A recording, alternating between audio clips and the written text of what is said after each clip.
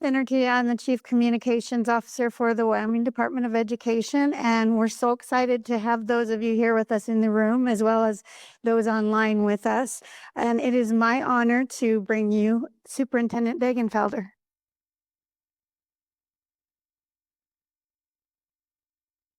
Thank you, Linda, and thank you to everyone who's here in the room and those that are online. These hybrid press conferences have been a great way for us to be able to go around the state, still reach our media from all over the state as well. This is a very exciting day. This has been a passion project of the last year plus, and really a strong collaboration. When I first ran for office, I talked a lot about my worry that too many children were growing up without a love for America in this country, and our need in our public education system to not only teach our standards in ELA, math, science, etc., and prepare students for jobs, but also it being our duty to prepare them to be good American citizens and to educate them to be patriots for this country, to have a duty and feel this obligation to serve, to protect, to engage, to get involved in our great country. And so I do remember too, I was just thinking back to the first time I was here at the National Museum of Military Vehicles. It was long before I ran for office, and my dad and I were coming back from a camping trip, and it had just opened, and we said, let's swing in.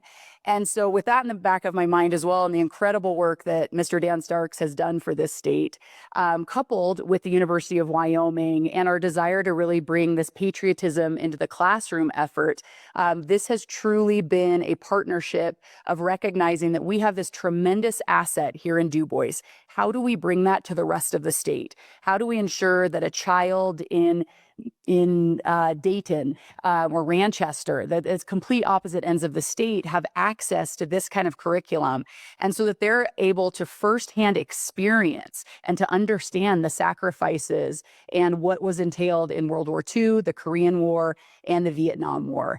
And I was also thinking on my drive here of just this incredible effort around bringing patriotism in the classroom, but also for myself in about 9 years, it was about 9 years ago that I went to enlist in the Wyoming National Guard. And I had filled out almost all the paperwork, met with the general, was ready to go, and then was ultimately told that I could not enlist because of my prior cancer diagnosis. And I remember, I still have the email today that the general said, well, do me one favor and make it your mission in life to bring men and women who you think would be good in uniform to us and to spread the mission and the sacrifice of the military. And so in everything that I do, including my role as superintendent, it's been important to me to bring that to life for our students in the next generation. And so this is one example of that. I'm excited to see where this goes. I think this is only the beginning of being able to introduce this to students all around our state. I want to thank folks at the WDE that have been very involved in this. Rob Black is here. He is head of our social studies standards at the department. Linda Finnerty has done a lot of work with her communications department or division, excuse me, to get this all up and going. And then the University of Wyoming, Jean Garrison and her team have been critical in bringing complementary resources to this project and also making sure that it's available on Canvas for every teacher across the state to access. And then last, but certainly not least, and then I will give the podium to him, but to Mr. Dan Starks and his team for your tireless efforts in this, for your partnership in bringing what you have brought to Wyoming to every corner of the state. So thank you for that. And with that, Mr. Dan Starks. Thank you, Superintendent Degenfelder. It's a privilege for me to be included in a group that's in this room of such patriots, leaders, and visionaries.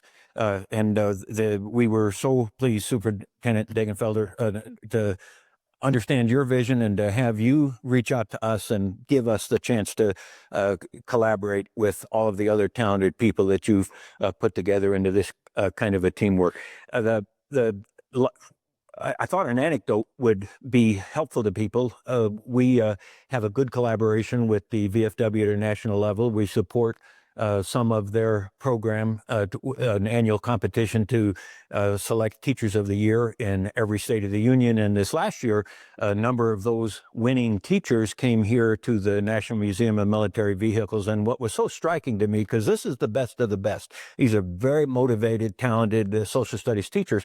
Not a single one of them was even devoting a 1-hour lesson plan in any of their classes about the Korean War. And the reason for it wasn't a lack of interest. It was they just didn't know enough about it, and they didn't have the tools. And the number of things they need to touch was just so expansive. And so the idea that that we can take our expertise where every single day we've done all the research, we've organized the information to be concise. The idea that we could distill this into videos and with support material to have a really engaged 1-hour lesson plan on the Korean War, to me, is just perfect. We work to do the same thing with World War II. We work to do the same thing with the Vietnam War, supported, of course, by the opportunity for people to do very deep dives, but at least everybody can get a good introduction to these major parts of the history of American freedom. And so what we'd like to do is just show a few minutes, 3 minutes of the beginning of our the video that we've collaborated on to prepare with respect to World War II. And then we have 3.5 minutes of the video we've collaborated on to introduce students to the topic of the Korean War. And let's just tee that up. Eric, our Director of Education, if you could tee up the World War II clip.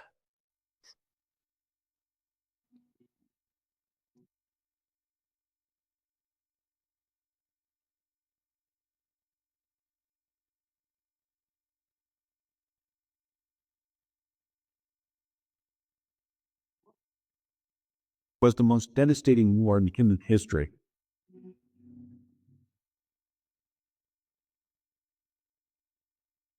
More than 76 million people were killed.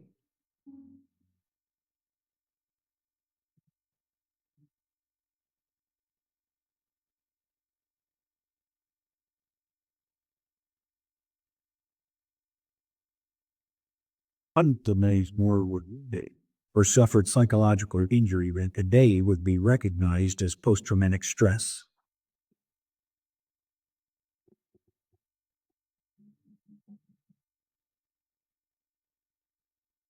Their families, homes, places of employment, and other worldly possessions. Who fought on each side of the war and what were they fighting about?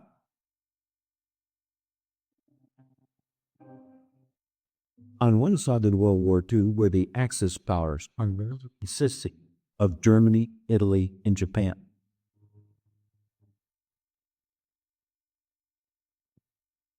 Their goal was to exceed their territorial boundaries, national wealth, and power through military force.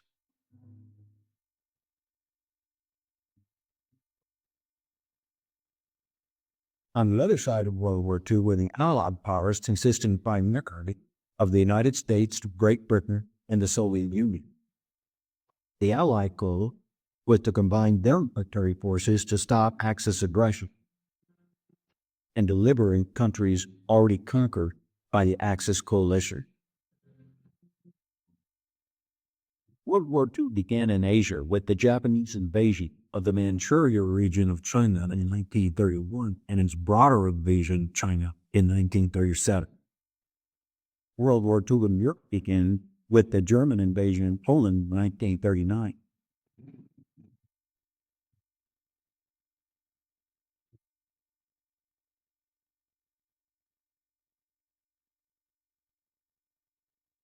France and Great Britain responded to the German invasion by declaring war on Germany. The United States initially refused to take sides and declared itself neutral. The United States maintained its policy of neutrality and isolationism, while Germany defeated France, conquered most of Europe, and invaded both the Soviet Union and North Africa.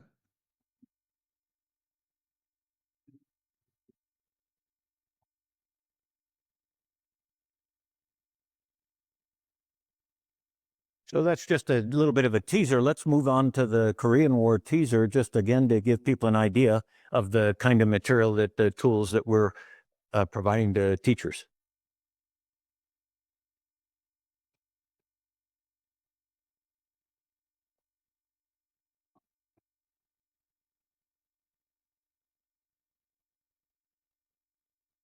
At the beginning of the 20th century, Korea was an independent country governing itself under the leadership of its own emperor. Self-rule ended in 1910 when Japan forced Korea to sign a treaty whereby Japan gained all rights society over the whole of Korea.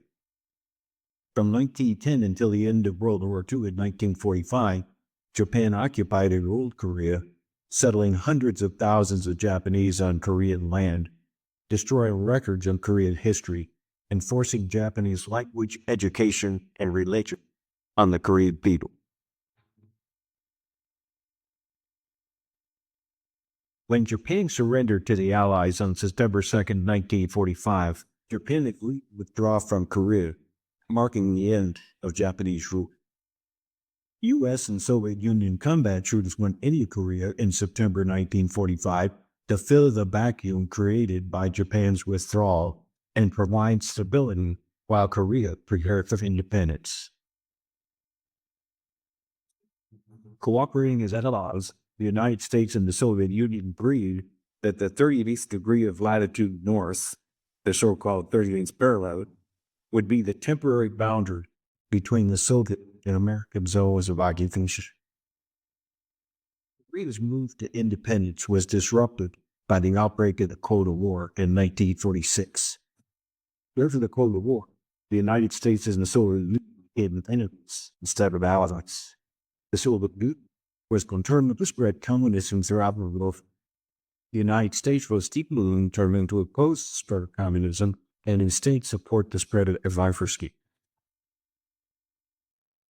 In line with their respective Cold War positions, the United States formed a non-communist Republic of Korea, south of the 38th parallel, while the Soviet Union formed a communist Democratic People's Republic of Korea, north of the 38th parallel. The United States and the Soviet Union then withdrew their combat troops from the Korean Peninsula, leaving behind two opposing governments and were always had been in one country. Neither of these two governments accepted the legitimacy of the stage was set for the Korean War.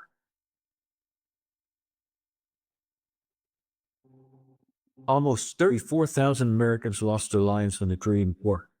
Was it worth it? The difference in freedom, education, health, and overall quality of life between North and South Koreans today vindicates the United States' decision in June 1950 to defend South Korea from communist state. Since the end of the Korean War, 27 million North Koreans have lived in poverty, famine, little education, and few personal freedoms, while South Korea transformed into a high-income, advancing economy with a high-quality life. 52 million South Koreans live in freedom today because the United States defended South Korea during liberation.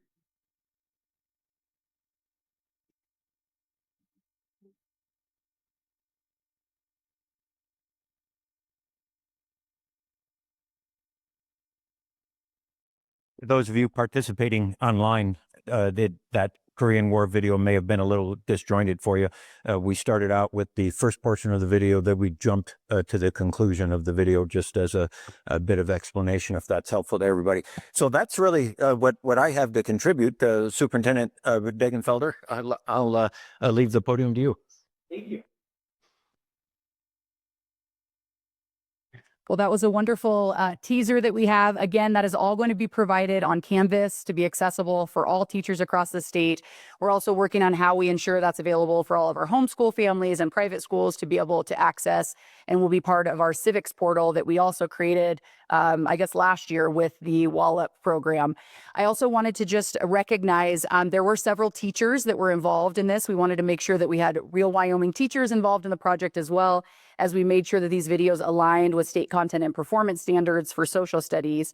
And those teachers are Kate Decker from Grable Middle School, Alan Doty from Meeteetse School, Bryce Middlestead from Kelly Walsh High School, Aaron McKelkey from Kelly Walsh High School, and then of course the Malcolm Wallop program as well. Very exciting. Thanks for being here today. Again, this is really only the beginning. Some teasers to look forward in the future. We're looking at how we designate schools in Wyoming as patriotism schools, how we continue to bring these type of resources to them and other patriotism efforts in our school. So I think now Ms. Finnerty is going to direct any questions from media. Thank you. If we have media online that would like to ask questions, you can raise your hand and you'll be let in. And please state the organization you're with and your name.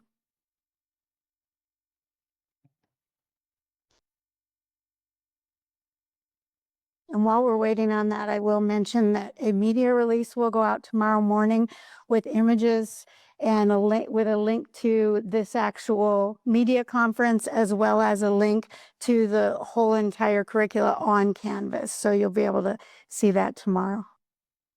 Jason, do we have anyone? We do. We're going to go ahead and start with Alyssa. Alyssa, you can go ahead and unmute now and ask your question.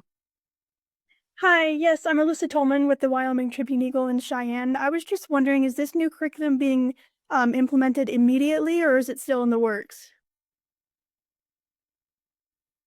It will be implemented immediately. This will be available as of today on Canvas for teachers.